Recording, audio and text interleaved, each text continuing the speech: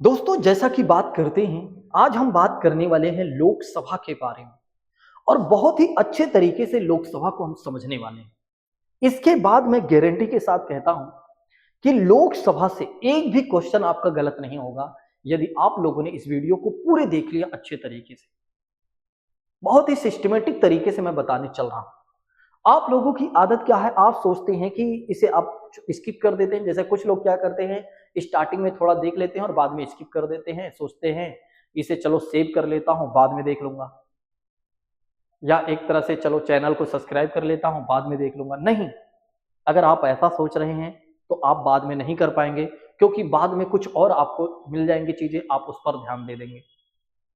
ठीक है, ऐसा मत करिए। जो चीजें अभी कर रहे हैं उसको पूरा कर डालिए, ताकि आपके मन पर जो एक तरह से बोझ बना हुआ है वो बोझ खत्म हो जाए कि अरे अभी वो भी वीडियो देखना है, या हो सकता है आपके दिमाग से वो चीजें स्किप हो जाए और जब एग्जाम में आप बैठे तब आपको लगे और पूछा जाए उससे क्वेश्चन, तब आपको याद आए अरे मैंने तो सर की वीडियो सेव किया था लेकिन यार मैंने देखा नहीं, काश मैंने देखा होता तो मेरा मुझे एक दो नंबर मिल जाता। तो इसलिए मैं आप लोगों से कहना चाहूंगा कि आप पूरी वीडियो को अभी देखें और पूरा देखें। ज्यादा समय है, ज्यादा बड़ी वीडियो है नहीं, आप जानते हैं कि 15 से 20 मिनट की वीडियो होती है हमारी, ठीक है, जिससे आपको जल्दी आसानी होती है। अच्छा, कुछ लोग 1.5x पर या 2x पर देखते हैं, इससे कुछ नहीं होगा। या तो देखना है तो नॉर्मल स्पीड में देखिए, नहीं देखना है तो ये सब मत करिए, इससे आपका समय भी खराब होता है और कोई फायदा भी आपको नहीं होता है। दोस्तों, आज हम बात करेंगे लोकसभा के बारे में, और लोकसभा में हम जानेंगे लोकसभा के साथ साथ लोकसभा के अध्यक्ष और उपाध्यक्ष के बारे में। हम ये भी जानेंगे कि प्रोटेम स्पीकर किसे कहा जाता है, बहुत सारे छात्रों को नहीं पता होता है। संयुक्त बैठक होती है, लोकसभा और राज्यसभा की संयुक्त बैठक होती है साथियों, ठीक है। और टाई की स्थिति क्या होती है, ये सारी चीजें बहुत सारे छात्रों को नहीं पता होगा। मैं आज लोकसभा के बारे में बताऊंगा, लेकिन इससे पहले मैं थोड़ा से बेसिक चीजों के बारे में बताऊंगा आप लोगों का। देखिए, हमारे देश में एक संस्था है, उस संस्था का नाम है विधायिका। क्या नाम है साथियों? विधायिका। ये जो विधायिका है ना, इसका काम क्या है? आखिर इसका काम क्या है? ये जो विधायिका है ना, इसका काम है साथियों देश के लिए नए कानूनों का निर्माण करना। देश के लिए अगर आप देखते हैं तो नए कानूनों का निर्माण करना, यानी कि कहने का मतलब ये है, अगर हमारे देश में नए कानून बनाना है तो उसके लिए यदि आप देखते हैं तो हमारे पास कौन सी संस्था है साथियों? वो है, अगर आप देखेंगे तो विधायिका है। तो विधायिका का काम क्या होता है साथियों? हमारे देश में विधायिका जो है, लेजिस्लेचर जिसे कहा जाता है, इसका काम है देश में नए कानूनों का निर्माण करना, या देश के लिए नए कानूनों का निर्माण करना। और पहले से बने हुए जो कानून हैं उसमें कुछ नया जोड़ना हो या घटाना हो तो उसे कहा जाता है संशोधन कहा जाता है। यानी कि देश में, जैसे एग्जाम्पल के तौर पर मान लो चोरी करने की सजा हमारे देश में ये है कि 5 साल सजा, अब उसमें 5 साल से 6 साल जोड़ना हो या उसमें 4 साल करना हो, तो ऐसे जो प्रक्रिया होती है उसे कहा जाता है संशोधन करना। तो संशोधन का मतलब इंग्लिश में कहा जाता है अमेंडमेंट करना। तो इसका भी काम, ये भी काम कौन करता है साथियों? हमारी विधायिका ही करती है। अभी ये जो विधायिका है ना, आखिर इसे सरल शब्दों में क्या कहा जाता है? क्योंकि ये जो टेक्निकल शब्द है साथियों पॉलिटिका, ये जल्दी से समझ में नहीं आता है। कई बार बहुत सारे बच्चे क्या करते हैं, इंटरनेट पर सर्च करते हैं, लेकिन इंटरनेट पे उन्हें कुछ और ही दिख जाता है तो वे कंफ्यूज हो जाते हैं। तो बताता हूं, इसे सरल शब्दों में यदि आप देखते हैं तो इसे महोदय सरल शब्दों में कहा जाता है संसद कहा जाता है। क्या कहा जाता है? संसद कहा जाता है, ठीक है। तो अगर आप देखते हैं तो संसद की बात करते हैं, यानी कि संसद जो है, जो विधायिका है वही संसद है, जिसका काम होता है नए कानूनों का निर्माण करना और पहले से बने हुए कानूनों में संशोधन करना, ठीक है, यानी कि एक तरह से सुधार करना, ठीक। अब संसद की बात करते हैं तो संसद के बारे में किस अनुच्छेद में बताया गया है, ये हमारे एग्जाम में भी पूछा जाता है। और कभी कभी कुछ लोग जनरल नॉलेज के लिए पूछ लेते हैं कि तैयारी तो कर रहे हो, हमने सुना है कि तुम 2 4 5 साल से कोचिंग कर रहे हो, ऑनलाइन पढ़ रहे हो, इधर उधर का कोर्स लेकर बैठे हो, बता दो फिर, अगर इतना ही पढ़ लिख कर बैठ गए हो तो बताइए संसद के बारे में किस आर्टिकल में डिस्कशन किया गया है। तो ध्यान रखिएगा, आर्टिकल 79 की बात करते हैं। ये जो संसद है ना साथियों, संसद के पास 2 दिल है। कितने दिल है? 2 दिल। संसद के पास 2 दिल है और उस 2 दिलों से प्यार करने वाला एक व्यक्ति है। ठीक है, आइए हम बताते हैं या आइए हम जानते हैं इसके बारे में। जैसे कि बात करते हैं, ये 2 दिल कौन से हैं साथियों? एक तो लोकसभा की बात करते हैं, ठीक है। दूसरी बात करते हैं साथियों, राज्यसभा की बात करते हैं। तीसरी बात करते हैं तो राष्ट्रपति महोदय की बात करते हैं। तो इस बात को ध्यान रखिएगा। तो साथियों, जैसा कि बात करते हैं, संसद के पास 2 दिल है, या कह सकते हैं 3 दिल है, क्या ही दिक्कत है? ठीक है, 3 दिल है साथियों। एक है लोकसभा, दूसरी है राज्यसभा, तीसरे है राष्ट्रपति। अगर महोदय हम लोकसभा के बारे में बात करें तो लोकसभा के बारे में किस आर्टिकल में डिस्कशन किया गया है, अर्थात कह सकते हैं किस अनुच्छेद के बारे में, इसके गठन या संरचना के बारे में बताया गया है? तो आर्टिकल 81 में बताया गया। किस में बताया गया है? आर्टिकल 81, याद कर लीजिए। उसके बाद यदि आप देखते हैं तो राज्यसभा की बात करते हैं, तो राज्यसभा को बताया गया है किसके बारे में? राज्यसभा के बारे में किस आर्टिकल में बताया गया है? आर्टिकल 80 में बताया गया है, अर्थात 80 में बताया गया है। तुरंत याद कर लीजिए, ठीक है। अब प्रेसिडेंट की बात करते हैं तो इनके बारे में किस आर्टिकल में बताया गया है? तो आर्टिकल 52 में बताया गया है, अर्थात 52 में बताया गया है। तो साथियों, आज जो हम बात करने वाले हैं लोकसभा के बारे में स्पेशली पहले बात करेंगे। इसकी लगातार वीडियो आएगी। एक तो आप लोकसभा की वीडियो देखेंगे, राज्यसभा के और राष्ट्रपति के भी वीडियो देखेंगे, तीनों एक साथ अलग अलग वीडियो आएंगे, ठीक है। तो आज हम बात करने वाले हैं लोकसभा के बारे में। आइए हम लोकसभा के बारे में जानने का प्रयास करते हैं और एक एक चीजों को बड़े ही व्यवस्थित क्रम में इसको हम जानेंगे साथियों। यदि आप इस चैनल पर नए हैं तो चैनल को तुरंत सब्सक्राइब कर लें, और यदि आप इस चैनल पर पुराने हैं तो फिर दूसरों को भी शेयर कर दीजिएगा। जानते हैं आप सभी लोग, ये जो है लोकसभा है ना साथियों, इसे हाउस ऑफ द पीपुल कहा जाता है। क्या कहा जाता है इसे? हाउस ऑफ द पीपुल कहा जाता है, ठीक। कहने का मतलब ये है कि ये जो लोकसभा है ना, इसे जनता का सदन कहा जाता है। किसका सदन कहा जाता है? जनता का सदन कहा जाता है। ध्यान रखिएगा, house of the people. Lok Sabha को क्या कहा गया है? हाउस ऑफ द पीपुल, अर्थात जनता का सदन है, लोगों का सदन है, लोगों का कार्य है, ठीक है। क्यों कहा जाता है? क्योंकि इसके सदस्य सीधे भारतीय नागरिकों द्वारा चुने जाते हैं। इसके जितने भी मेंबर होते हैं, सारे के सारे मेंबर सीधे जनता द्वारा चुने जाते हैं। इसको समझिएगा, बहुत सारे छात्रों को नहीं पता होता। देखिए, आप देखते हैं हमारे देश में 28 राज्य, 8 केंद्र शासित प्रदेश हैं साथियों। कितने राज्य हैं? 28 राज्य हैं, 8 केंद्र शासित प्रदेश हैं। तो कहने का मतलब ये है, ये जो आपका 28 राज्य, 8 केंद्र शासित प्रदेश हैं, ठीक है, ये पूरे देश से जो होते हैं साथियों 543 सदस्य इस समय चुने जा रहे हैं। तो ये जो 543 सदस्य चुने गए हैं साथियों, ये पूरे देश से चुने गए हैं और पूरे देश के लोगों ने इन्हें चुना है, और ये लोग चुनकर कहां गए हैं? लोकसभा में गए हैं। अब लोकसभा अगर आप देखना चाहेंगे तो आपको कहां दिखाई देगा? दिल्ली में। अभी आपने देखा होगा नई संसद भवन बनी है, पुरानी संसद भवन का तो आपने देखा होगा, तो नई संसद भवन बनी है, तो वहां पर लोकसभा है साथियों, वहीं पर सब बैठते हैं। समझ में आया? ये जो लोगों का सदन कहा गया है साथियों, लोगों का सदन कहा गया है। क्यों कहा गया है? क्योंकि इसके जो सदस्य हैं, सीधा भारतीय नागरिकों द्वारा चुने गए हैं, और ये पूरे भारत से चुने गए हैं, ना कि किसी एक विशेष राज्य से चुने गए हैं। इस बात को ध्यान रखिएगा। ये समझ लीजिए, तमिलनाडु से भी कुछ सदस्य होंगे, आंध्र प्रदेश से भी कुछ सदस्य होंगे, उत्तर प्रदेश से भी होंगे, कुल मिलाकर 28 राज्य, 8 केंद्र शासित प्रदेशों से होंगे साथियों, हर जगह से लगभग, ठीक है। तो समझ में आया कि नहीं कि जनता का सदन क्यों कहा जाता है? तो जनता का सदन इसलिए कहा जाता है साथियों कि अगर आप देखते हैं तो इसके सारे के सारे सदस्य भारतीय नागरिकों द्वारा चुने गए हैं। इसे महोदय निम्न सदन भी कहा जाता है, याद रखिएगा। आर्टिकल मैंने बता ही दिया। अब हम ये बात कर लेते हैं आर्टिकल 84 में। आर्टिकल 84 में कहा गया है कि मान लो अगर कोई व्यक्ति लोकसभा का सदस्य बनना चाहता है तो कैसे बनेगा? मान लो कोई व्यक्ति लोकसभा का सदस्य बनना चाहता है तो कैसे बनेगा? उसके पास क्या योग्यता होनी चाहिए, क्या क्राइटेरिया होनी चाहिए? तो अगर कोई व्यक्ति लोकसभा का सदस्य बनना चाहता है महोदय, तो वो व्यक्ति भारत का नागरिक होना चाहिए। एक और बात बताऊं आप लोगों को, अमेरिका और भारत में डिफरेंस है थोड़ा सा, लेकिन वो थोड़ा सा ही अंतर जमीन आसमान का अंतर है, समझिएगा।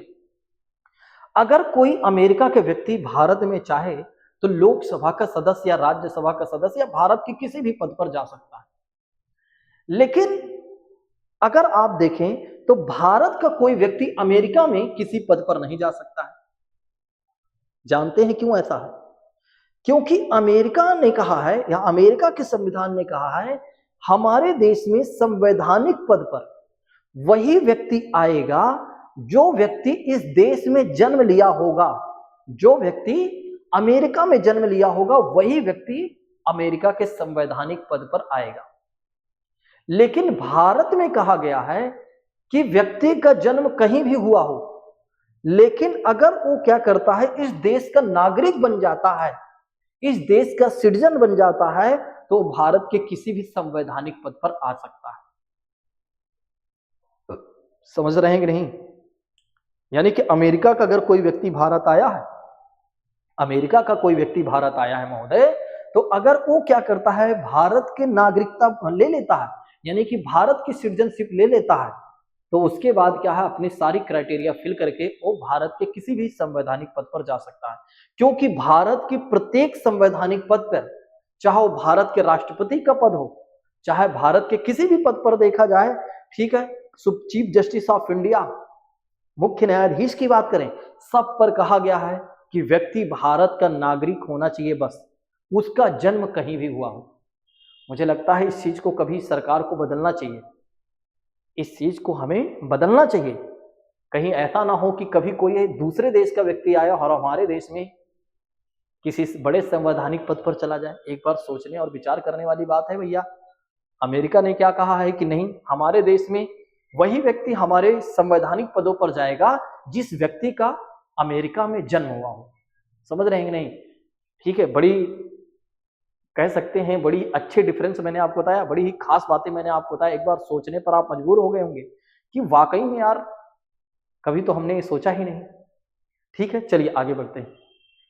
तो व्यक्ति भारत का नागरिक होना चाहिए, उसकी कम से कम उम्र कितनी होनी चाहिए? उसकी कम से कम उम्र होनी चाहिए 25 साल। मतलब आप 25 साल के हैं तो चुनाव आप लड़िए, जनता को विश्वास में लीजिए, आप चुनाव जीतकर लोकसभा में पहुंच जाइए, कोई दिक्कत नहीं। लेकिन आप जानते हैं कि इतना आसान नहीं है अपने देश में, अपने देश में इतना आसान नहीं है। आप या तो बहुत बड़े इन्फ्लुएंसर हों, या तो आप बहुत बड़े सेलिब्रिटी हों, तभी आप, या तो आप थोड़ा से गुंडे टाइप के हों, तभी आप जा सकते हैं। ठीक है, यहाँ सीधे साधे लोगों को जाने की जरूरत नहीं है, मतलब वहां नहीं जा पाएगा। ठीक है, छोड़िए। चलिए, जैसा कि बात करते हैं, मैंने आपको बताया कि अगर कोई व्यक्ति लोकसभा का सदस्य बनना चाहता है तो वो व्यक्ति भारत का नागरिक 25 वर्ष की उम्र होनी चाहिए। और उसके पास क्या नहीं होनी चाहिए, क्या नहीं होना चाहिए, यानी कि अयोग्यता, मतलब किसे अयोग्य माना जाएगा कि वो व्यक्ति लोकसभा का सदस्य नहीं बन सकता है। आर्टिकल 102 में कहा गया, ध्यान रखिएगा, आर्टिकल 102 में कहा गया है कि कौन व्यक्ति लोकसभा का सदस्य नहीं बन सकता है, और आर्टिकल 84 में कहा गया है कि कौन व्यक्ति लोकसभा का सदस्य बन सकता है। तो वो व्यक्ति नहीं बन सकता है जो भारत सरकार के अधीन कोई लाभ के पद पर हो, अर्थात किसी सरकारी नौकरी वगैरह पर वो ना हो। अगर वो कोई भी व्यक्ति इस पद पर है, सरकारी नौकरी पद पर, तो वो व्यक्ति क्या नाम है, लोकसभा का सदस्य नहीं बन सकता है। अगर मान लो कोई है भी तो उसे फिर क्या करना पड़ेगा, अपना उस पद को छोड़ना पड़ेगा। ठीक है, नहीं तो कुछ लोग। दूसरी बात करते हैं मानसिक रूप से अस्वस्थ। कहने का मतलब यह है कि पागल व्यक्ति, और आप जानते हैं कि अगर कोई पागल व्यक्ति लोकसभा का सदस्य बन गया तो पूरे आपके संसदीय क्षेत्र को बेच खाएगा। समझ रहे हैं? और खास तौर पर अगर कोई बड़े पद मंत्री पा गया तो पता लगा सब कुछ खत्म कर देगा। तो कोई भी पागल व्यक्ति लोकसभा का सदस्य नहीं बन सकता है। और दिवालिया का मतलब ये हो जाता है बैंकरप्ट, जिसने बैंक से तो लोन लिया हो, पैसा लिया हो, लेकिन बैंक को पैसा ना चुकाया हो। बैंक जब मांगे हो तो बोला भैया मेरे पास नहीं है, तब बैंक ने उसे क्या कर दिया हो, दिवालिया घोषित कर दिया हो। सोचिए, जो व्यक्ति दिवालिया घोषित हो गया, अगर वो लोकसभा का सदस्य बन गया तो समझ लो पूरा देश ही बेच खाएगा। तो ऐसे व्यक्ति को जरूरत नहीं है। और किसी अन्य देश का अगर कोई व्यक्ति नागरिक है, जैसे कई बार ऐसा होता है कि कुछ लोग भारत देश के नागरिक होते हैं लेकिन वो किसी और देश की नागरिकता ले लेते हैं, तो ऐसे लोगों को भी नहीं। जैसे एनआरआई की बात करते हैं, ये लोग भी भारत के किसी भी संवैधानिक पद पर नहीं जा सकते साथियों। अगर कोई भ्रष्ट आचरण या अपराध में दोषी है तो ऐसे लोगों को भी नहीं लोकसभा का सदस्य बनाया जा सकता है साथियों। ठीक है, ये तो भैया बिना फालतू के लिखा है। चलिए, तो जैसा कि बात करते हैं लोकसभा के सदस्य बनने के लिए क्या योग्यताएं चाहिए और क्या नहीं होना चाहिए साथियों। अब हम ये बात करेंगे महोदय कि आखिर लोकसभा के सदस्यों का कार्यकाल कितना होता है। ध्यान रखिएगा, लोकसभा के सदस्यों का कार्यकाल कितना होता है महोदय। तो जैसे कि बात करते हैं, आर्टिकल 83 में कहा गया है कि 5 साल, प्रथम बैठक से 5 साल तक लोकसभा के सदस्यों का कार्यकाल रहेगा महोदय। ठीक है, लेकिन इस बात को ध्यान रखिएगा कि लोकसभा के कार्यकाल खत्म होने से पहले भी राष्ट्रपति क्या कर सकता है, लोकसभा को भंग कर सकता है, अर्थात डिजॉल्व कर सकता है। इसका क्या मतलब है? इसका मतलब ये है कि जैसे मान लेते, मैं आपको एक एग्जांपल देता हूं, इसको समझिएगा। मान लो आप हमारे यहाँ कोचिंग कर रहे हैं, ठीक है, 6 महीने का आपने कोर्स लिया है।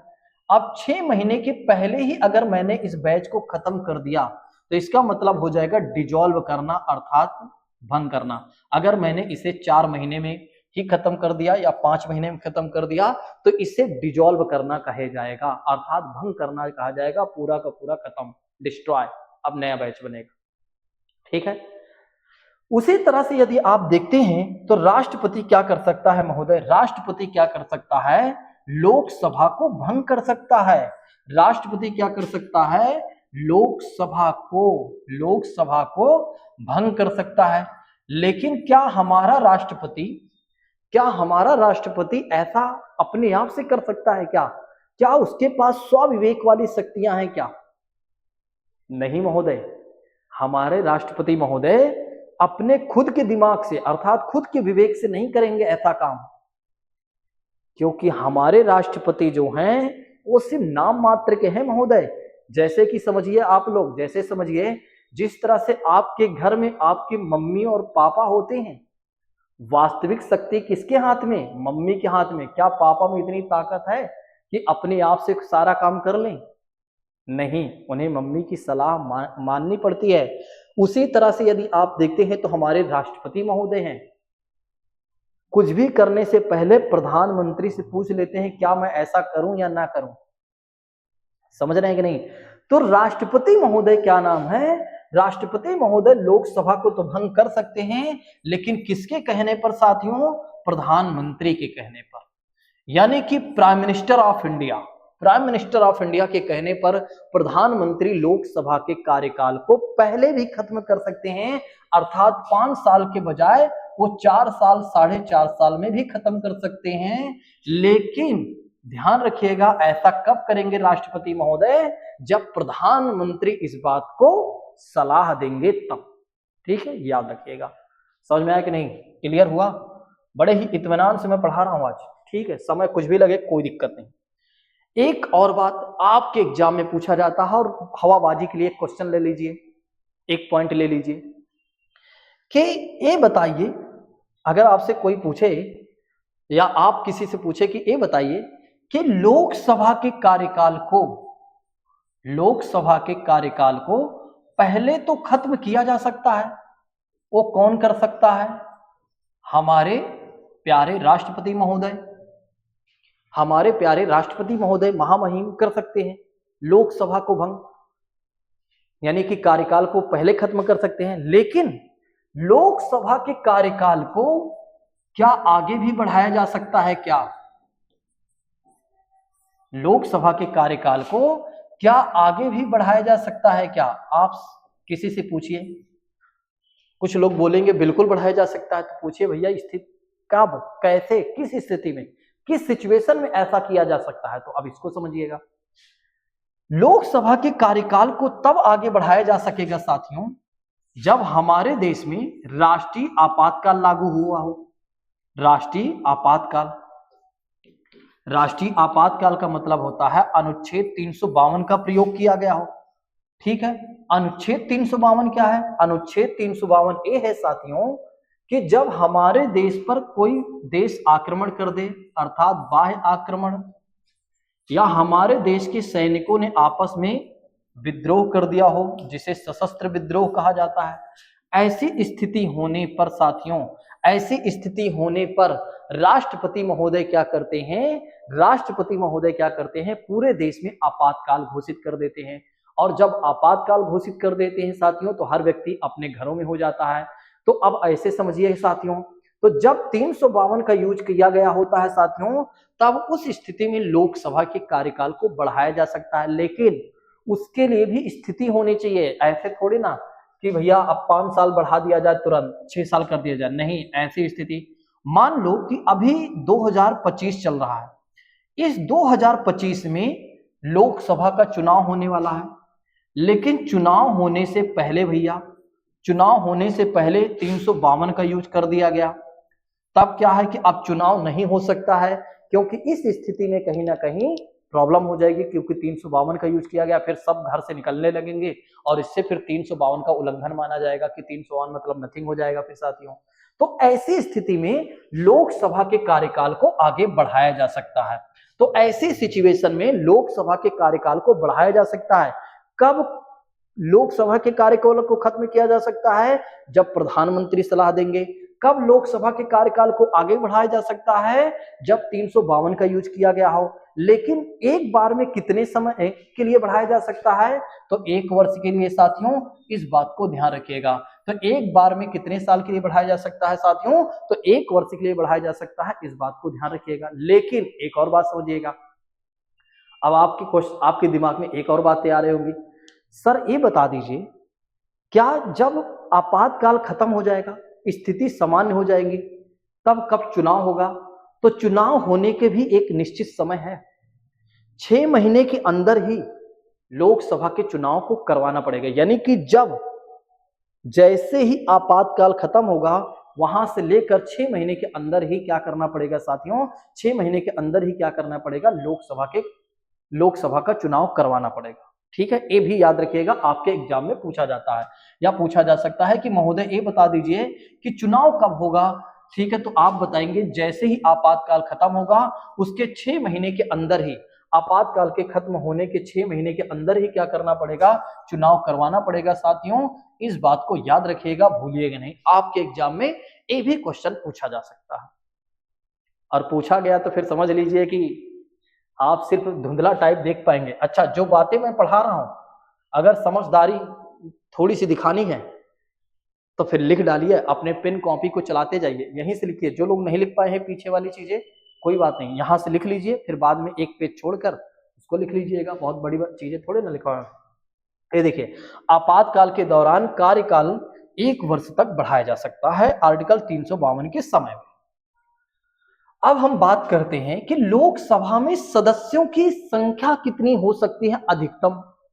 लोकसभा में अधिकतम सदस्यों की संख्या कितनी हो सकती है? ये यूपी पुलिस 2023 में पूछा गया था कि ये बता दीजिए, जो पेपर कैंसिल हो गया था, कि ये बता दीजिए लोकसभा में अधिकतम सदस्यों की संख्या कितनी हो सकती है साथियों। ध्यान रखिएगा, आर्टिकल 81 में ही है इसके बारे में। तो अगर आप देखते हैं तो अधिकतम सदस्यों की संख्या 552 हो सकती है। लेकिन थोड़ा धैर्य रखिए, अभी तुरंत कमेंट मत कर दीजिएगा, कुछ लोग तुरंत कमेंट कर देंगे, थोड़ा से वही बात है कि पूरी जानकारी ना होने पर। तो अधिकतम सदस्यों की संख्या 552 हो सकती है साथियों। ठीक है, और अगर आप देखते हैं जिसमें से 530 राज्यों से चुने जाएंगे और 20 केंद्र शासित प्रदेशों से चुने जाएंगे। 530 जो है राज्यों से चुने जाएंगे और 20 केंद्र शासित प्रदेशों से चुने जाएंगे, और 2 राष्ट्रपति द्वारा मनोनीत किए जाएंगे, जो कि एंग्लो इंडियन कम्युनिटी के होंगे साथियों।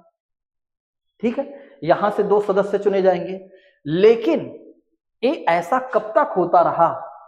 ये भैया 2019 तक ऐसा होता रहा। सरकार ने क्या किया, एक संशोधन बिल लाई सरकार ने क्या किया, एंग्लो इंडियन के प्रतिनिधित्व को समाप्त कर दिया। कब किया साथियों? 104वें संविधान संशोधन अधिनियम 2019 के माध्यम से सरकार ने कहा कि अब से जो राष्ट्रपति द्वारा 2 सदस्यों को मनोनीत किया जाता है, अब उन्हें मनोनीत नहीं किया जाएगा भविष्य में।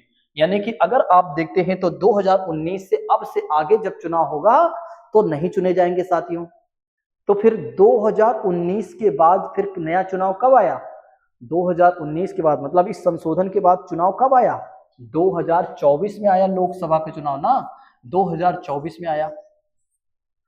तो 2024 में क्या किया गया? 2 सदस्य को कम कर दिया गया। अब यहां से 2 कम करिए भैया, 552 में से 2 निकालिए तो कितने बचे? 552 में से 2 निकालेंगे तो 550 बचेंगे। तो अब अधिकतम सदस्यों की संख्या कितनी हो जाएगी साथियों? तो ध्यान रखिएगा 2019 550 हो जाएंगे। और अभी चुने कितने जा रहे हैं साथियों? यानी 2019 में चुने कितने गए हैं? तो 543 चुने गए हैं, इस बात को याद रखिएगा। कितने चुने गए हैं? 543 चुने गए हैं, इस बात को याद रखिएगा, भूलिएगा नहीं। ये आपके एग्जाम में पूछा जा सकता है। ठीक है, समझ में आया कि नहीं? ठीक, अगर आपसे पूछा जाता है किस संविधान संशोधन के तहत एंग्लो इंडियन के प्रतिनिधित्व को समाप्त किया गया, तो 104वां संविधान संशोधन अधिनियम 2019। ये देखिए अभी 543 निर्वाचित सदस्य हैं भैया। अब यहां तक तो बातों सबको बातें क्लियर हो गई होंगी। मैंने आप लोगों को बताया किसके बारे में? सबसे पहले एक एक चीजों की बात देख लेते हैं महोदय, 1 मिनट। सबसे पहले मैंने आप लोगों को बताया कि लोकसभा को जनता का सदन या हाउस ऑफ द पीपुल क्यों कहा गया। उसके बाद लोकसभा के सदस्य बनने के लिए योग्यताएं, कार्यकाल, फिर सदस्य कौन नहीं बन सकता है, ठीक है, गठन, इस यहां तक मैंने आप लोगों को बता दिया। अब हम बात करेंगे लोकसभा के सेशन और बैठकों अर्थात मीटिंग वगैरह के बारे में बात करेंगे, क्योंकि भैया ये भी जरूरी है। क्या सदस्य बन गए तो आप घूमते रहेंगे क्या? नहीं, आपको मीटिंग वोटिंग करनी पड़ेगी ना भैया, सेशन वेशन में बैठना तो पड़ेगा ना, तभी तो काम बनेगा, समझिएगा। राष्ट्रपति क्या करता है? हर साल लोकसभा को बुलाता है, लोकसभा को बुलाता है और उन्हें संबोधित करता है कि देखो आप लोगों को क्या करना है, अच्छे तरीके से लोकसभा को संचालित करना है, आर्गुमेंट वगैरह, कानून वगैरह जो भी बनाना है सब कुछ बढ़िया से बनाना है। लोकसभा में जितने भी सदस्य होते हैं 543 मेंबर, ठीक है।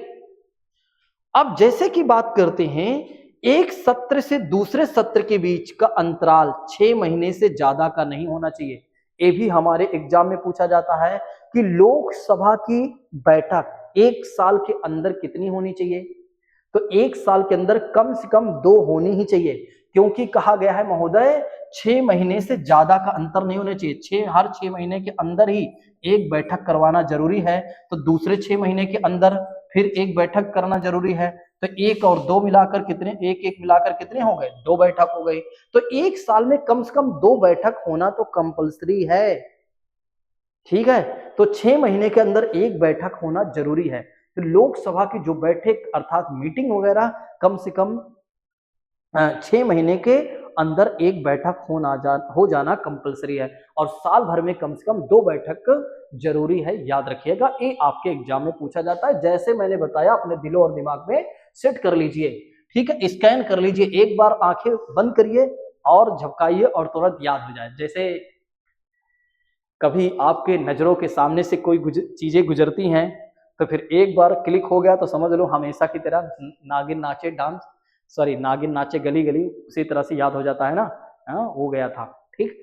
उसी तरह से यदि आप देखते हैं तो आपको ऐसे अपने आंखों से इसे क्लिक कर लेना चाहिए कि एक सत्र से दूसरे सत्र के बीच में 6 महीने से ज्यादा का अंतर नहीं होना चाहिए बैठक में, ये बताया गया आर्टिकल 85 में, ठीक है महोदय, याद हो गया, समझ में आया। अब हम बात करेंगे लोकसभा के पास क्या शक्तियां हैं भैया, इसके पास पावर क्या है और वर्क क्या है। लोकसभा के पास आज थोड़ा बड़ा सेशन हो जाएगा, चलो कोई नहीं, मैं पढ़ाऊंगा अच्छे से, आपको समझ में आना चाहिए, ठीक है। जो भी पूरी क्लास देखना होगा देख लेगा, नहीं फिर बाद में 15 मिनट के सेशन बना देंगे, अगर नहीं देखेंगे तो फिर कोई बात नहीं। लेकिन मैं पूरी ईमानदारी से चाह रहा हूँ कि लोकसभा इसके बाद जो बच्चा हमारा पढ़ाए उसे बिल्कुल भी न लगे कि यार ये क्या आ गया, हाँ इस तरह फिर से मुझे पढ़ना पड़ेगा। लेकिन हाँ, इसके बाद उसे मैं चाह रहा हूँ कि उसे बिल्कुल चिंता हो ही ना लोकसभा के बारे में, ठीक है। चलिए एक बार लाइक शेयर सब्सक्राइब कर दिया करें, जिससे क्या हो, माइंड एक्टिव हो जाए। माइंड को एक्टिव करने के लिए लाइक कर दिया करें, शेयर कर दिया करें, कमेंट कर दिया करें, ठीक है, कुछ ना कुछ कर ही दिया करें, 2-3 ऑप्शन होते हैं, ठीक है, 2-3 ऑप्शन को उठाकर पटक दीजिएगा। ठीक, चलिए, तो शक्तियां और कार्य की बात करते हैं कि महोदय आखिर लोकसभा के पास शक्तियां क्या हैं और कार्य क्या हैं। सबसे पहली बात करते हैं विधायी शक्तियां। विधायी शक्तियां का मतलब हो जाता है कानूनी पावर क्या है लोकसभा के पास। जैसे कि बात करते हैं सामान्य विधेयक पारित करना। अब ये क्या है महोदय, ये समझना जरूरी है, बहुत सारे स्टूडेंट हमारे नहीं समझ पाते बेचारे। देखिए, संसद होती है ना, संसद के पास 3 प्राणी होते हैं। एक पहले प्राणी होता है लोकसभा, दूसरा होता है राज्यसभा, तीसरा होते हैं हमारे महोदय राष्ट्रपति। अब भैया अगर आप देखते हैं लोकसभा, राज्यसभा और राष्ट्रपति की बात करते हैं, अभी वहां पर विधेयक की बात की गई थी। किसकी बात की गई थी? विधेयक। ये बहुत सारे बच्चों को नहीं पता चल पाता विधेयक का मतलब। विधेयक को इंग्लिश में कहा जाता है बिल। क्या कहा जाता है? बिल। एक होता है विधेयक होता है महोदय, एक होता है एक्ट होता है। ये चीजें बहुत सारे बच्चों को नहीं पता चल पाता, ये समझ लीजिए, क्योंकि इससे कंफ्यूजन नहीं होनी होगी ना। तो विधेयक का मतलब विधायक नहीं, विधेयक। अब इसको समझिएगा, जब भी हमें कोई कानून बनाना होता, हमें मतलब इसके जो मेंबर होंगे, ठीक है, जो मंत्री होंगे, खासतौर पर जो सरकार में होंगे, जब उन्हें कोई भी कानून बनाना होता है तो कानून बनाने के पहले उन्हें क्या करना पड़ता है? अपना एक प्रारूप, एक कच्चा मसौदा प्रस्तुत करना पड़ता है। कहाँ? जैसे लोकसभा का कोई मेंबर है तो लोकसभा में, राज्यसभा का कोई मेंबर है तो राज्यसभा में। तो मान लेते हैं कि अमित शाह जी अच्छा उदाहरण में आ जाएंगे। अमित शाह जी लोकसभा के मेंबर हैं और मंत्री भी हैं साथियों। अब वो चाह रहे हैं कि हमारे देश में अगर कोई क्या करता है, चोरी करता है, तो चोरी थोड़ा सा छोटा हो गया, चलो थोड़ा सा और चलो इसी ले लेते हैं, नहीं तो फिर वो थोड़ा अटपटा हो जाएगा। अगर कोई व्यक्ति चोरी करता है तो उसे अब होनी चाहिए कम से कम 10 साल की सजा होनी चाहिए। अमित शाह जी ऐसा चाह रहे हैं। अब क्या करेंगे? अमित शाह अपना पूरा ब्यौरा लेकर आएंगे लोकसभा में और लोकसभा में उसे प्रस्तुत करेंगे कि भैया अब हम चाह रहे हैं कि हमारे देश में अगर कोई चोरी करे तो कम से कम उसे 10 साल की सजा होनी चाहिए। अब ऐसे में अगर आप देखते हैं तो उन्होंने जो एक तरह से पूरा प्रारूप मतलब जो उनके पास कच्चा मसौदा था, जो बिल था, उसको उन्होंने जो पेश किया साथियों, ठीक है, लोकसभा में जो लाए, उसी को कहा जाता है बिल कहा जाता है। ठीक है, क्या कहा जाएगा? बिल कहा जाएगा। अब लोकसभा में क्या होगा साथियों? डिस्कशन होगा। कुछ लोग इसके पक्ष में होंगे, कुछ लोग इसके विपक्ष में होंगे। तो भैया मान लेते हैं ज्यादा से ज्यादा लोग इसके पक्ष में हैं कि बिल्कुल ऐसा कानून बनना चाहिए, तो वो बिल क्या होगा? लोकसभा से पास हो जाएगा। यानी कि लोकसभा के सारे मेंबर लगभग सदस्य ये कह रहे हैं कि बिल्कुल ऐसा कानून बनना चाहिए। यानी कि मान लो 543 सदस्य में 300 सदस्य ये कह रहे हैं बिल्कुल ऐसा कानून बनना चाहिए, तो लोकसभा से ये बिल पास हो जाएगा। ठीक है, मैं बिल्कुल शॉर्ट में बता रहा हूँ, बाकी प्रोसीजर और भी है। ठीक है, उसके बाद इसे भेजा जाएगा राज्यसभा में। राज्यसभा में भी वही प्रोसीजर चलेगा जैसे लोकसभा में चला था साथियों। फिर भेजा जाएगा राष्ट्रपति महोदय के पास और राष्ट्रपति महोदय उस बिल पर सिग्नेचर कर देंगे। तो उनके पास 2 से 3 ऑप्शन होता है, तो फाइनली हम मान लेते हैं कि राष्ट्रपति महोदय सिग्नेचर कर देते हैं। जब राष्ट्रपति महोदय उस बिल पर सिग्नेचर कर देंगे और जैसे ही सिग्नेचर करेंगे तब उसे बिल को छोड़कर साथियों उसे फिर बिल नहीं कहा जाएगा, फिर क्या कहा जाएगा? अधिनियम यानी एक्ट कहा जाएगा। तो बिल किसे कहा जाता है? कानून जो नहीं बना होता है। जैसे कि आप देखते हैं कि जो चावल होता है जिसे हम खाते हैं, भात बोलते हैं बहुत जगह पर, तो जो भात होता है उससे पहले जो होता है, जब हम पकाने से पहले जब पकाते हैं तो उसे क्या कहा जाता है? उसे चावल कहते हैं ना। तो वैसे बन जाने के बाद भात बन जाता है। जैसे पहले आटा होता है, ठीक है, तो आटे को रोटी थोड़ी ना कहते हैं, आटा ही कहते हैं, और आटा बनने के बाद उसे रोटी कहते हैं। वैसे पहले जो कानून नहीं बना होता उसे बिल कहते हैं और बन जाता है तो उसे एक्ट या अधिनियम कहते हैं। कितना साधारण भाषा में मैंने समझा दिया। अब इससे बेहतर एग्जाम्पल आपको नहीं चाहिए, मुझे नहीं लगता है। अब आप लोग समझदार हो चुके हैं, तो भैया बात यहाँ तक आ चुकी। तो जो सामान्य बिल होता है उसको पारित कौन करता है? लोकसभा करता है। क्योंकि लोकसभा में वो बिल आता ही है अमूमन, या लोकसभा में आए, राज्यसभा में आए, कुल मिलाकर जहां आएगा वहां पास होगा। लेकिन इसके पास जो मेन पावर है ना, वो है भैया मनी बिल। मनी बिल यानी कि धन विधेयक। केवल लोकसभा में ही प्रस्तुत किया जा सकता है महोदय, लोकसभा में ही प्रस्तुत किया जा सकता है। लोकसभा के पास ये पावर है। ध्यान रखिएगा कि मनी बिल को कहां पर इंट्रोड्यूस किया जाता है, सिर्फ और सिर्फ लोकसभा में इंट्रोड्यूस किया जाता है। ध्यान रखिएगा। अब दूसरी बात करते हैं साथियों, संयुक्त बैठक। ये समझ में आया कि नहीं मनी बिल के बारे में, कि जिसे सिर्फ और सिर्फ लोकसभा में प्रस्तुत किया जा सकता है। लेकिन एक अब अगले पॉइंट की बात करते हैं। ये बात जल्दी समझ में नहीं है, सॉरी इसको भी जल्दी समझा दूंगा, ये थोड़ा सी कठिन बात है। संयुक्त बैठक की स्थिति में लोकसभा की प्रधानता होती है साथियों। संयुक्त बैठक का मतलब क्या है? कभी कभी आप देखते हैं कि जब दो भाइयों के बीच में आपस में लड़ाई हो जाती है तो पिताजी दोनों भाई को बुलाते हैं, यहां आओ। क्या है भाई, क्या बात चल रही है? कुछ नहीं, बस ऐसे ही छोटी मोटी बात। तो जब क्या होता है कि पिताजी बड़े और छोटे बच्चे को बुलाते हैं, मतलब बड़े भाई छोटे भाई को बुलाते हैं, पूछते हैं भाई क्या बात है। तब क्या होता है कि एक तरह से यदि आप देखते हैं तो उसे क्या कहा जाता है कि ज्वाइंट बुला लिया गया। उसी तरह से अगर आप देखते हैं साथियों तो ऐसी स्थिति में यदि आप देखते हैं, उसी तरह से यदि आप देखेंगे तो हमारे संसद की बात करते हैं, अर्थात पार्लियामेंट की बात करते हैं, तो लोकसभा, राज्यसभा और राष्ट्रपति से मिलकर बनी हुई है साथियों। जब कभी क्या होता है लोकसभा या राज्यसभा के बीच में कोई विवाद हो जाता है नए बिल पर, नए कानून बनने से पहले उसमें कोई डिस्प्यूट आ जाता है, तब ऐसे डिस्प्यूट की स्थिति में क्या होता है कि राष्ट्रपति क्या करते हैं, संयुक्त बैठक बुलाते हैं। संयुक्त बैठक यानी कि ज्वाइंट मीटिंग बुलाते हैं। क्या करते हैं? ज्वाइंट मीटिंग बुलाते हैं।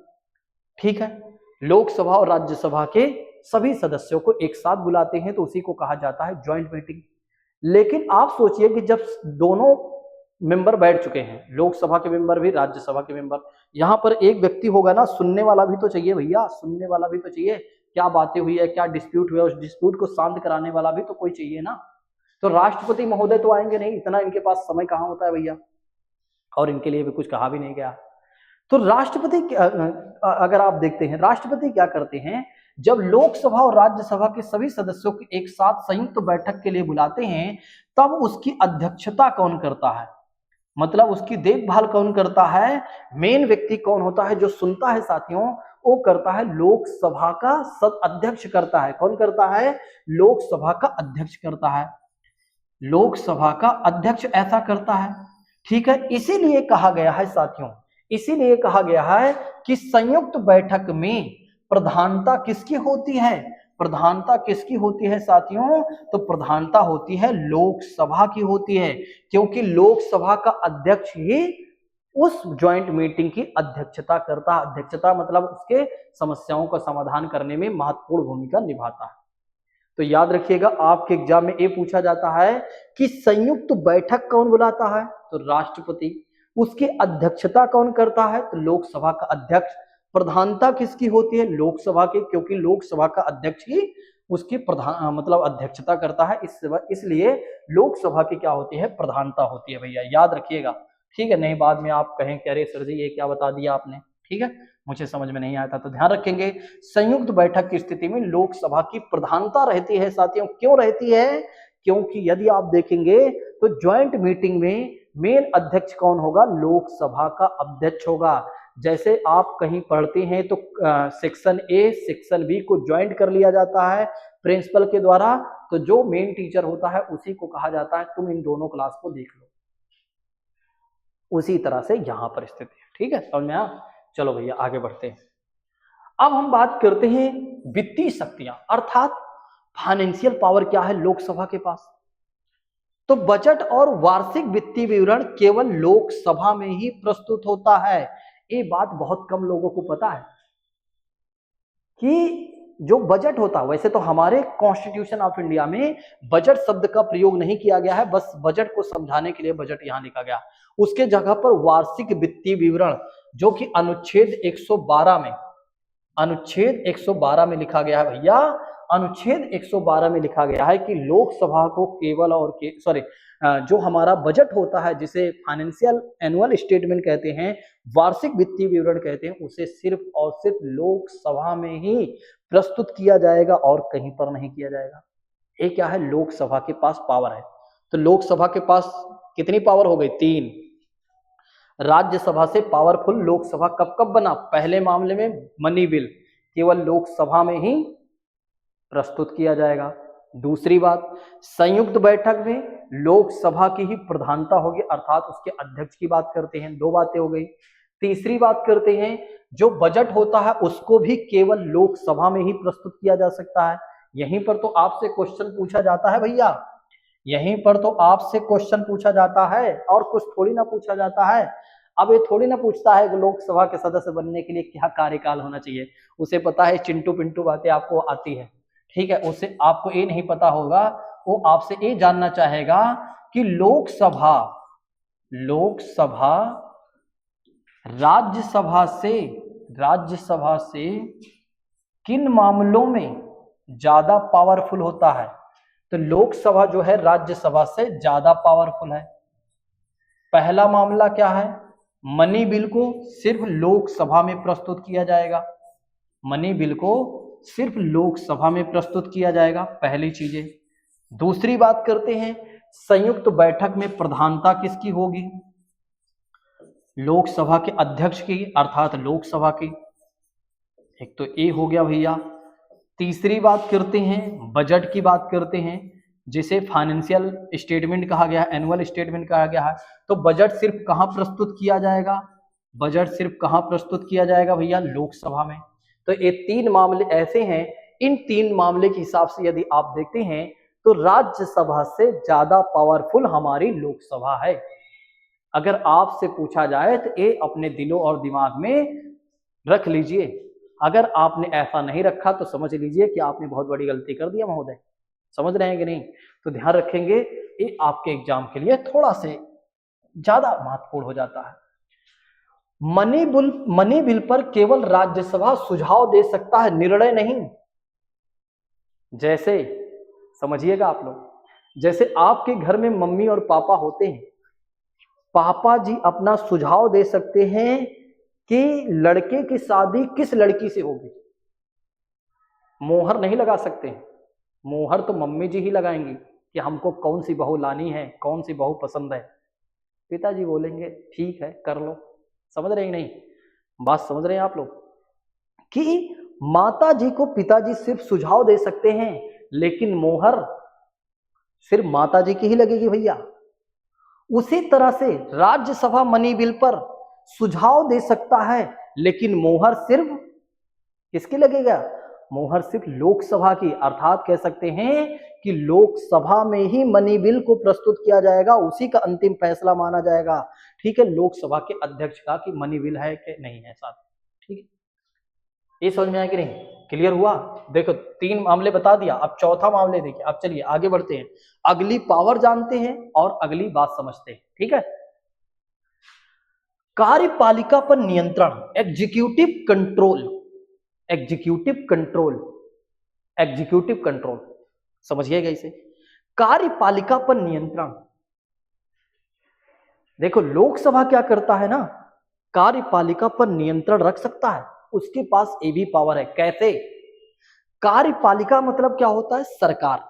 ये ध्यान रखिए अभी। ठीक है, कार्यपालिका मतलब सरकार। जैसे यदि आप देखते हैं तो प्रधानमंत्री और उसकी मंत्री परिषद सामूहिक रूप से लोकसभा के प्रति उत्तरदायी है। राज्यसभा सभा में नहीं, प्रधानमंत्री से कोई राज्यसभा में सवाल नहीं करेगा भैया, और ना उसकी मंत्री परिषद से। उसका पूरा का पूरा जवाब लोकसभा में होगा। राज्यसभा में सिर्फ चर्चाएं हो सकती हैं, लेकिन लोकसभा में उत्तर देना पड़ेगा, जवाब देना पड़ेगा। अगर राहुल गांधी जी कुछ पूछ रहे हैं तो प्रधानमंत्री उनकी मंत्री परिषद को जवाब देना पड़ेगा लोकसभा में। एक और बात समझिएगा, हमारे प्रधानमंत्री और उनकी मंत्री परिषद जनता के प्रति उत्तरदायी नहीं है। जनता जो चाव चाव करती है कि जवाब दो जवाब दो, अगर सरकार चाहे तो कोई जवाब ना दे, कुछ नहीं कर पाएंगे आप। 5 साल बाद जो करना होगा कर लीजिएगा। समझ रहे हैं कि नहीं? इसीलिए तो हमारे मोदी जी कुछ नहीं सुनते हैं, तुम्हारे जैसे आते जाते रहते हैं लोग। मोदी जी जानते हैं एक बार मैं चुन लिया हो ना, 5 साल बाद तक 5 साल तक तुम कुछ नहीं कर पाओगे, मुझे तुम्हें जवाब देना ही नहीं है। तुम चिल्लाते रहो, तुम धरना दो, प्रदर्शन करो, जो भी करना है कर लो, क्या कर लोगे हमारा? क्योंकि हमें जवाब देना है वहां पर लोकसभा में, और लोकसभा में जो विपक्ष बैठा है उसके पास इतनी तार्किक शक्ति है नहीं, यानी कि वो इतना तर्क कर नहीं पाता है कि झुका दे पूरी तरीके से। इसलिए मोदी जी नहीं डरते हैं भैया, समझ रहे हैं? उनके पास इतना डाटा होता नहीं है। खैर छोड़िए, वो तो एक अलग विषय है।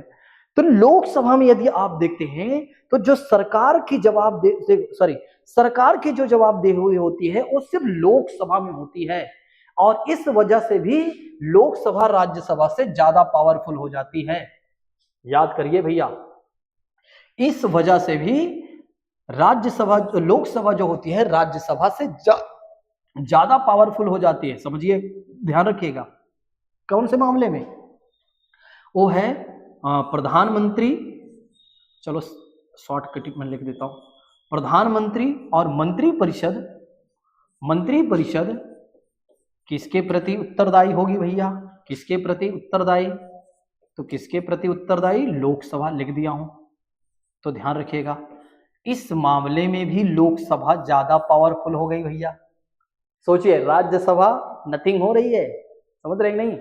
बहुत सारे लोगों ने इस तरह नहीं पढ़ा होगा, बस ये पढ़ा होगा लोकसभा का कार्यकाल पारकाल ये सब पढ़ा होगा, लेकिन इस तरह नहीं पढ़ा होगा जिस तरह से आज मैं पढ़ा रहा हूं। कहीं भी पढ़े होंगे, लेकिन हाँ आज उनको लग जा रहा होगा, अरे ये सब भी चीजें थी क्या? आज तो पहली बार मुझे पता चल रहा है क्या है लोकसभा तो पावरफुल है यार, मैं तो इसे ऐसे ही समझ रहा था चिंटू पिंटू की तरह। हम तो ध्यान रखिएगा, लोकसभा की बात करते हैं तो लोकसभा मनी बिल की वजह से ज्यादा पावरफुल, पहली चीज है। संयुक्त बैठक की वजह से ज्यादा पावरफुल, बजट सिर्फ लोकसभा में प्रस्तुत किया जाएगा और प्रधानमंत्री और उनकी मंत्रिपरिषद सिर्फ लोकसभा में ही जवाब देगी।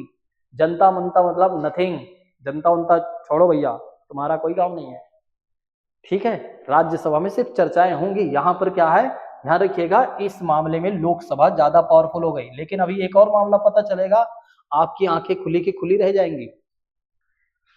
लोकसभा में आप विश्वास प्रस्ताव को लाया जा सकता है, यानी कि सिर्फ और सिर्फ लोकसभा में नो कॉन्फिडेंस मोशन को लाया जा सकता है। लोकसभा में नो कॉन्फिडेंस मोशन को लाया जा सकता है।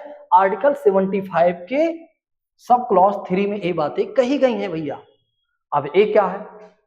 अब कुछ लोग कह रहे होंगे सर जी ये क्या है, आप फालतू चीजें लेकर आ गए यार। हाँ, कुछ बच्चे सोच रहे होंगे ये क्या है, मैंने तो ये सब पढ़ा ही नहीं था। और कुछ पढ़े होंगे तो उनको लग रहा होगा ये क्या बता रहे हैं, ये तो मुझे आता है।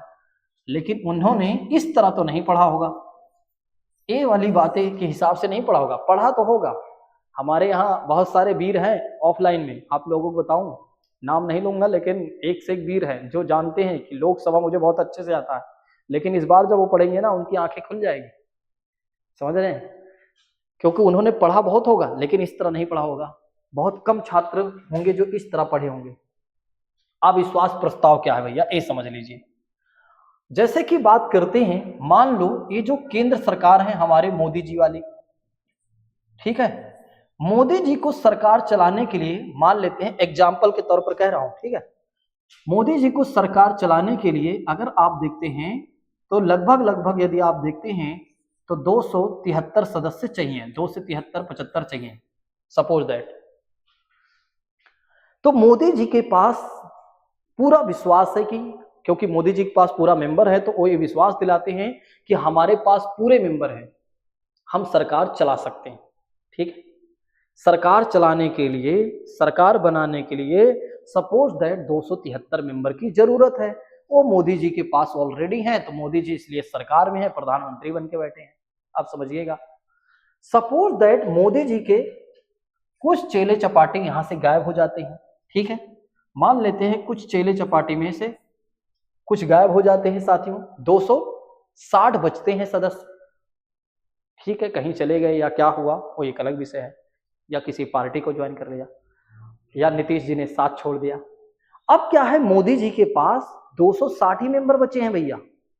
मोदी जी ने विश्वास दिलाया था कि मेरे पास 273 मेंबर हैं, और इसलिए मोदी जी सरकार चला रहे थे। बीच में ऐसा हुआ कि कुछ मेंबर यहां से गायब हो गए, लगभग 13-14 सदस्य।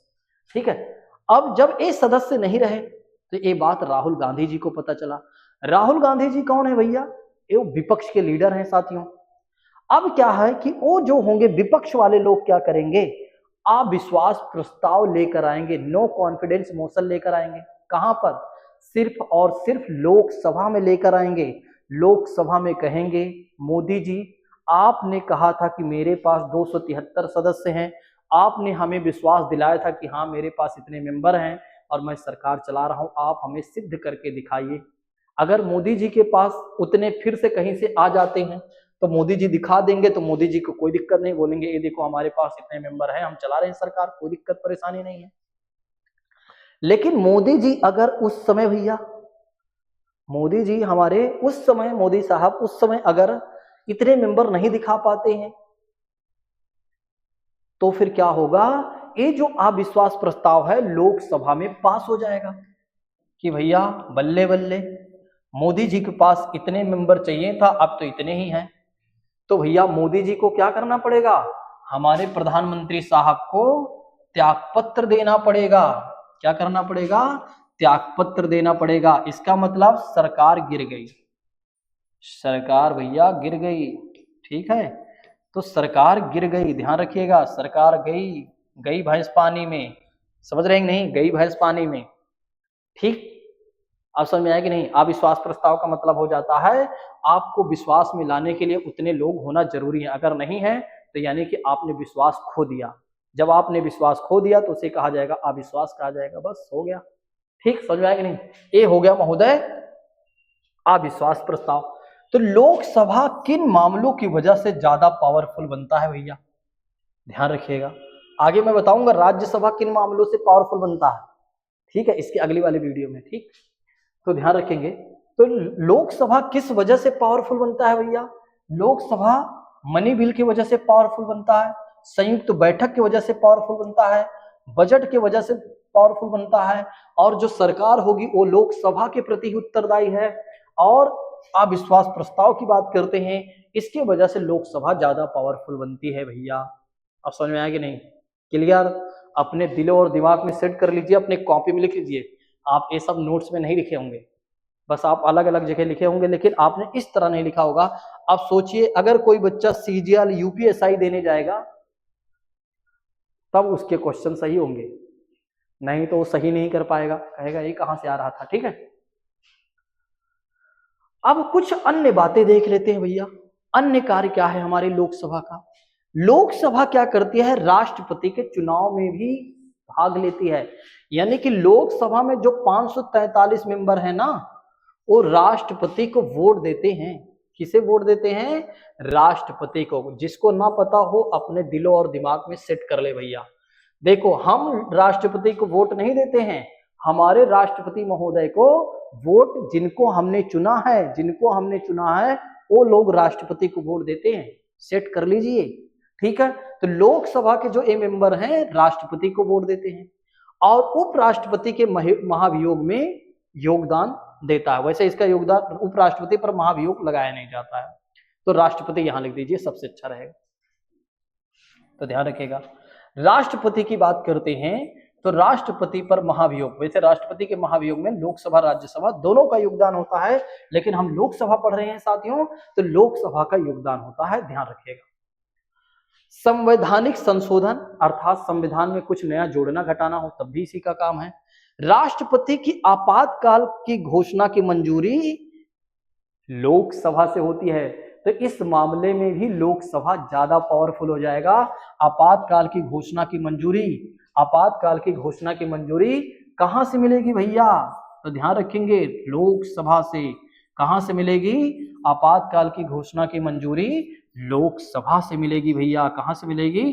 तो लोकसभा से। ध्यान रखिएगा, आपातकाल की मंजूरी, ठीक है भैया, याद रखिएगा, भूलिएगा नहीं। यही सारे मामले हैं जिसके वजह से लोकसभा पावरफुल हो जाता है कि ये देखो हम कौन हैं, ठीक है, ध्यान रखिएगा। चलिए आगे बढ़ते हैं। यहां तक बात समझ में आई? थोड़ा समय लेकर पढ़ा रहा हूं, ताकि मैं सोच रहा हूं कि आपके दिलो और दिमाग में सेट हो ही जाए। बार बार की चिंता छोड़ दें आप, बार बार लोकसभा वगैरह पढ़ने की जरूरत नहीं है, एक बार पढ़िए, खत्म करिए, भूल जाइए, बोलिए कि आप कौन हमसे गलती करवाएगा। ठीक है, अब हम बात करेंगे अध्यक्ष और उपाध्यक्ष, जिसके बारे में आर्टिकल 93 में बताया गया है। किसमें बताया गया? आर्टिकल 93 में बताया गया। ठीक, अब समझिएगा, लोकसभा में 543 सदस्य होते हैं, उसी में से एक सदस्य जो होता है लोकसभा का अध्यक्ष होता है, और एक सदस्य होता है भैया उपाध्यक्ष होता है। तो लोकसभा में से ही अध्यक्ष और उपाध्यक्षों को चुना जाता है भैया, ध्यान रखिएगा। ये देखिए, लोकसभा का अध्यक्ष कौन होता है? जो लोकसभा की कार्यवाही को संचालित करता है, ठीक है, उसे लोकसभा का अध्यक्ष कहा जाता है। उपाध्यक्ष कौन होता है?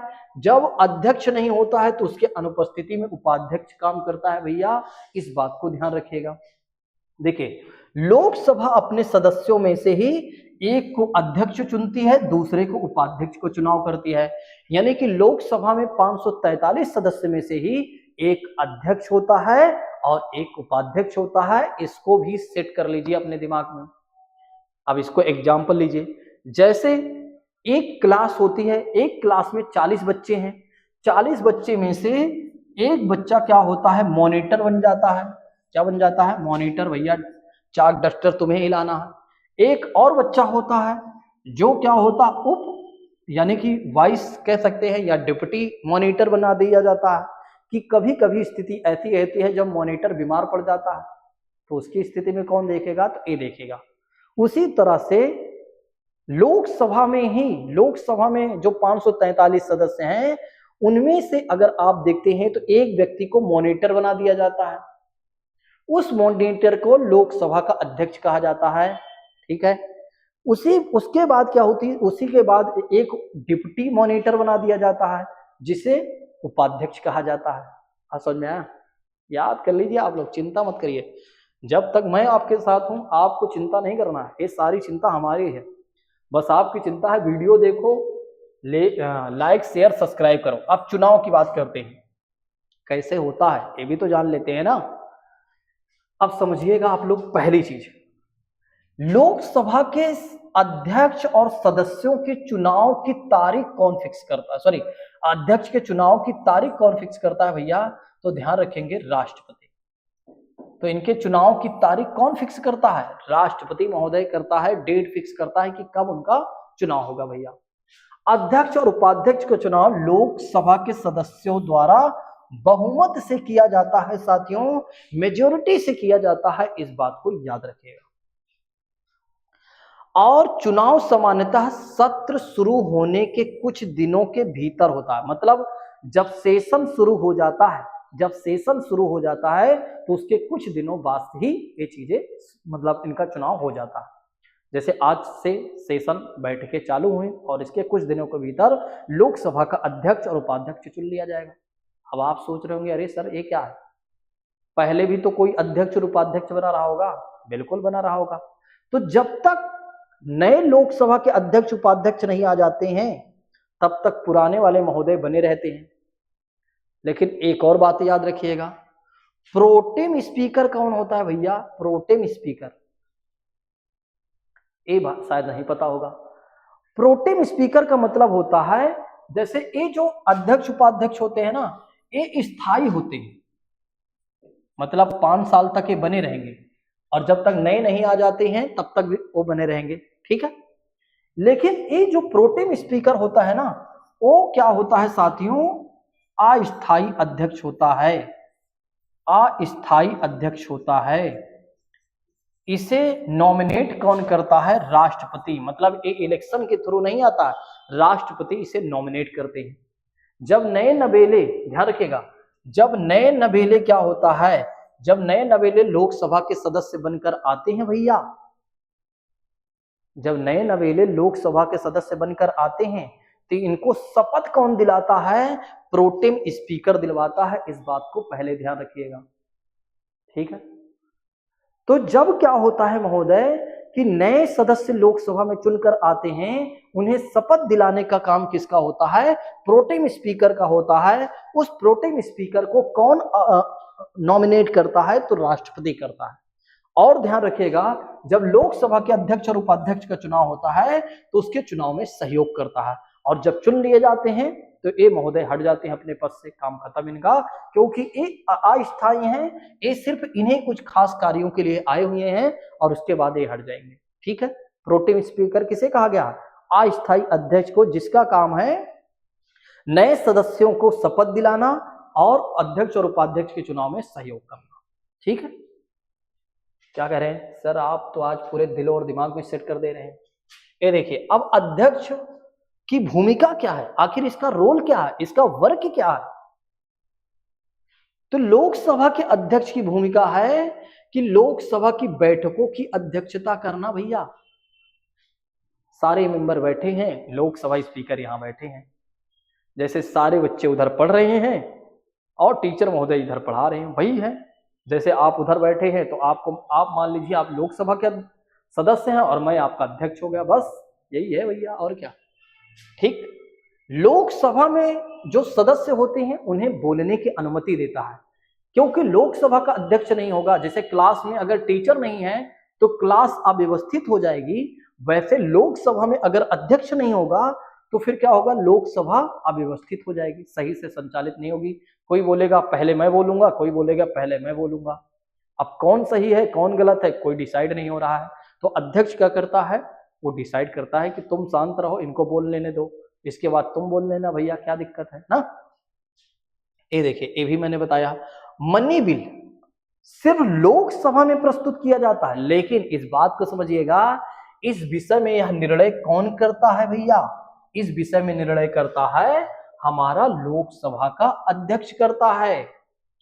मनी बिल को सिर्फ लोकसभा में सरकार प्रस्तुत करती है, लेकिन उसका डिसीजन कौन लेता है? लोकसभा का अध्यक्ष लेता है, याद कर लीजिए।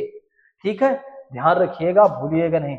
नेक्स्ट बात करते हैं, लोकसभा के जो सदस्य हैं ना, उनमें अनुशासन बनाए रखना और अव्यवस्था की स्थिति में अगर कोई सदस्य ज्यादा ही भौकालबाजी कर रहा है, अध्यक्ष की बात नहीं मान रहा है और मर्यादित भाषा का प्रयोग नहीं कर रहा है, तो लोकसभा के अध्यक्ष के पास इतनी पावर होती है कि किसी भी लोकसभा के सदस्य को सस्पेंड कर सकता है, निलंबित कर सकता है, यू आर सस्पेंडेड। ठीक है, ये देखिए फिर क्या कहा गया, संयुक्त बैठक, जो कि आर्टिकल 108 में बताया गया है। संयुक्त बैठक का मतलब अभी बताया था ना कि डिस्प्यूट की स्थिति में, विवाद की स्थिति में राष्ट्रपति क्या करता है, लोकसभा के अध्यक्ष और सदस्यों की संयुक्त बैठक बुलाता है, और ऐसे संयुक्त बैठक की अध्यक्षता कौन करता है? लोकसभा का अध्यक्ष करता है, जो कि अनुच्छेद 108 में बताया गया है। और संसद की विभिन्न समितियों का भी अध्यक्ष होता है लोकसभा। ठीक, सॉरी, हाँ, लोकसभा का अध्यक्ष। अब विशेषाधिकार क्या है इसके पास? Special power, special rights. ठीक, अध्यक्ष की कुर्सी पर बैठते ही वह किसी राजनीतिक दल का सदस्य नहीं होता है। लेकिन आजकल क्या है ना, मेंटालिटी थोड़ा से गड़बड़ हो गई है। ठीक है, लोग उस तरह से काम नहीं कर पा रहे हैं। हमारे देश में जो पद सेकुलर होना चाहिए वो पद सेकुलर, पद तो सेकुलर है, लेकिन वहां बैठा हुआ जो प्राणी है ना, वहां जो बैठा हुआ व्यक्ति है ना, वो सेकुलर नहीं हो पाता। उसके मन में वो बातें रहती ही हैं, ये मेरा व्यक्ति है, मेरे पार्टी का है ना। नहीं तो अगर वो ठान ले कि नहीं, मैं किसी का नहीं हूं, मैं न्याय की कुर्सी पर बैठा हूं और मैं न्याय करूंगा। जिस दिन इस देश में अगर कोई व्यक्ति न्याय की कुर्सी पर बैठकर न्याय कर देगा ना, उस दिन से समझ लेना इस देश को आगे बढ़ने में बिल्कुल भी समय नहीं लगेगा। जिस दिन इस देश का प्रधानमंत्री, जो सबसे मुख्य व्यक्ति है, बिल्कुल सेकुलर होकर एकदम सही आंखों से, कुल मिलाकर दोनों आंखें से, और जितने भी इस देश में जनसंख्या है उनको बराबर देख लेगा हमारे देश का प्रधानमंत्री, उस दिन समझ लेना कि इस देश को आगे बढ़ने में अब ज्यादा समय नहीं लगने वाला है, बहुत जल्द ही ये देश आगे बढ़ जाएगा। अभी तक इस देश में एकाध प्रधानमंत्री आए होंगे। जैसे मैं अगर किसी को मानता हूं तो लाल बहादुर शास्त्री जी को मानता हूं, बड़े ही अच्छे लीडर रहे, उनकी सोच बड़ी अच्छी रहे, जय जवान जय किसान जय सैल्यूट। ठीक है, राष्ट्रपति के चुनाव में उसका वोट नहीं गिना जाता। जैसे राष्ट्रपति का जो चुनाव होता है तो लोकसभा के सदस्य वोट देते हैं, राज्यसभा के भी सदस्य वोट देते हैं, कई लोग सभी वोट, और विधानसभा के भी निर्वाचित सदस्य वगैरह वोट देते हैं। लेकिन यहां समझिएगा, दरअसल क्या होता है, लोग राष्ट्रपति, या कह सकते हैं राष्ट्रपति क्या हटाकर अगर हम कर दें, जैसे जब कोई नया बिल आता है तो उस बिल पर लोकसभा के जो मेंबर होते हैं वो बराबर की स्थिति में आ जाते हैं, बराबर की स्थिति में, कि कुछ मेंबर प्लस वाले हैं, कुछ मेंबर कह रहे हैं पास होना चाहिए, कुछ मेंबर कह रहे हैं नहीं पास होना चाहिए। ऐसी स्थिति में जब बराबर हो जाता है तो जिस पक्ष में ये चला जाएगा, लोकसभा का अध्यक्ष चला जाएगा साथियों, ठीक है, इसको राष्ट्रपति का चुनाव हटा देते हैं। ठीक है, चलो कोई नहीं, ये भी आ जाएगा। तो पहले बिल के हिसाब से देख लो, जब कोई बिल एक तरह से विवादित, मतलब टाई की स्थिति में आ जाएगा, कुछ लोग पक्ष और विपक्ष दोनों बराबर हो जाएगा, तो जिधर ये चला जाएगा उधर ही निर्णय माना जाएगा। अगर लोकसभा का अध्यक्ष इधर चला गया भैया तो बस वो बिल पास हो गया, अगर इधर चला आया तो फिर भैया बिल फेल हो गया। ठीक है, और राष्ट्रपति के वोट में भी शायद ऐसा है, एक बार इसे देखना पड़ेगा। ठीक है, बहुत पूरी तरीके से मैं कंफर्म नहीं कह सकता, लेकिन हाँ लगभग हो सकता है। ठीक है, राज्यसभा में बता दूंगा। तो राष्ट्रपति के चुनाव में उसका वोट नहीं गिना जाता, लेकिन टाई की स्थिति में अगर बराबर की स्थिति आ जाती है तो ध्यान रखेंगे, एक मिनट भैया, नहीं सारा सिस्टम हो जाएगा गड़बड़, और चार्जर हमने नहीं लगाया था और गलती से, एक मिनट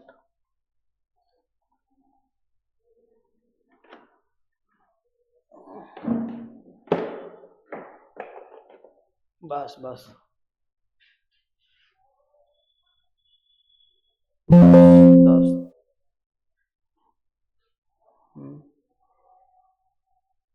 क्या हुआ, मामला सही नहीं हुआ, लगता हील उल गया कुछ।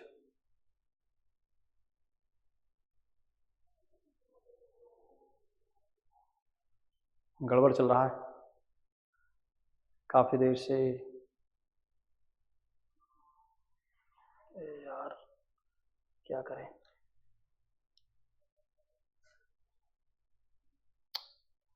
पहले ही लगाया होता। थोड़ा हैंग कर रहा है।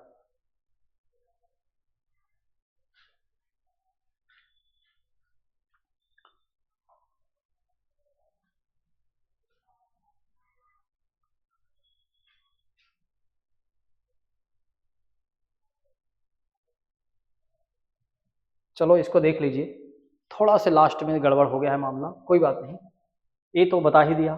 ठीक, लोकसभा के पहले अध्यक्ष गणेश वासुदेव मालवंकर और लोकसभा की पहली महिला अध्यक्ष मीरा कुमार, और अध्यक्ष आमतौर पर सत्तारूढ़ दल से और उपाध्यक्ष विपक्ष से होता है। हालांकि ये अनिवार्य नहीं है, कंपलसरी नहीं है कि ऐसा होना ही चाहिए, याद रखिएगा। पहले लोकसभा के चुनाव 1952 में, तब 489 सदस्य थे। ठीक है, 17वें